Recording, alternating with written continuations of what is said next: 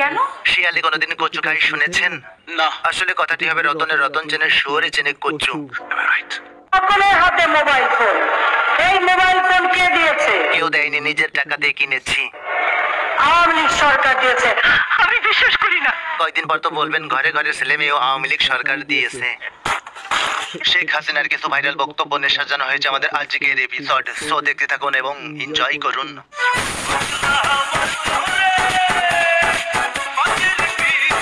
যারা এখন এই বিদ্যুৎ কেন্দ্র নিয়ে কথা বলবে, আমার মনে হয় তাদের বাড়ি বিদ্যুৎগুলি বন্ধ করে দেওয়া উচিত।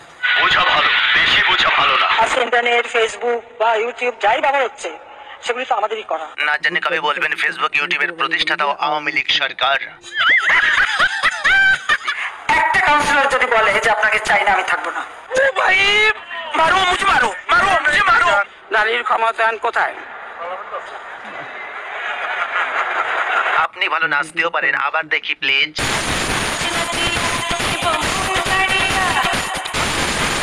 পাগল হয়ে গেল নাকি?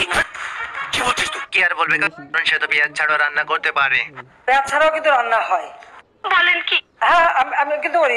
আমি করি তো। তোর মাথা নষ্ট। বিএনপি জাতীয় পার্টি এরা যখন ক্ষমতায় ছিল, বিদেশ থেকে যখন জিনিস কিনতো, তখন কি করতো? তখন ওই 10 টাকার জিনিস 20 টাকা দিয়ে কিনে বাকি 10 টাকা পকেটে ঢুকাতো।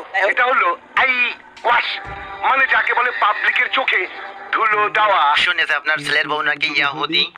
আমার ছেলে বউ ইহুদি না, হ্যাঁ সে খ্রিস্টান। খ্রিস্টান আমাদের আহারে কিতাব। এটা কি বক্তৃতা দিচ্ছেন নাকি ওয়াজ করছেন?